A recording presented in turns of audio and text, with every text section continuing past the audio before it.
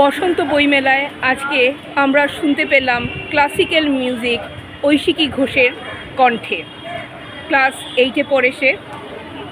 ওর কাছ থেকে আমরা শুনে নেব কি করে তার ক্লাসিক্যাল মিউজিকের প্রতি এত উৎসাহ উদ্দীপনা ওর এবং এত সুন্দর গাইছে, কারণটা কি, উৎসটা কি?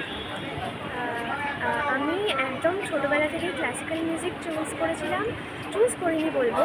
আমার মা ক্লাসিক্যাল মিউজিক শেখান, প্লাস নিজেও শেখেন। এবার আমি পণ্ডিত জয়ন্ত চট্টোপাধ্যায়ের কাছে শিখি। এবার ছোটোবেলা থেকে মাকে শুনতাম, প্লাস আমার মামার বাড়ির সাইডে প্রায় সবাই ক্লাসিক্যাল মিউজিক নিয়ে চর্চা করেছে। আমার দিদুন, আমার ছোট দাদান, আমার দাদান, আমার মাসি, আমার মা নিজেই।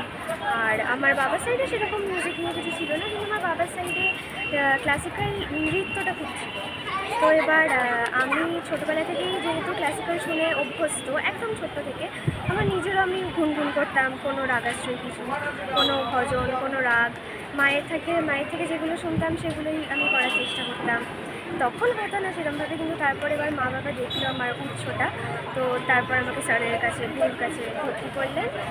আর আমি ভর্তি হওয়ার পরে এইটুকু বুঝতে পারলাম, যেহেতু আমি একটা মিশনারি স্কুলে পড়ি, ক্যালকাটা গার্লস, সেখানে আমাদের ক্লাসিক্যাল সেরকমভাবে হয় না, ওয়েস্টার্ন হয়। তো এবার ওয়েস্টার্ন স্কুলে পড়ে ক্লাসিক্যাল বাড়িতে পড়ে স্যারের কাছে পড়ে আমি নিজে এইটুকু বুঝতে পারলাম যে ওয়েস্টার্ন করাটাও খুবই ভালো। আমি ওয়েস্টার্নকে অবশ্যই ডিসরেসপেক্ট করবো না, কিন্তু আমার মনে হয়, আমার পয়েন্ট অফ ভিউ থেকে ক্লাসিক্যালটা করা is like building up a base. বেসিকটা একদম ক্লাসিক্যাল থেকে শুরু করে সা রে গা মা পা ধা নি সা, তারপর এক একটা তান সরগম, এক একটা রাগে গিয়ে ওগুলো করা।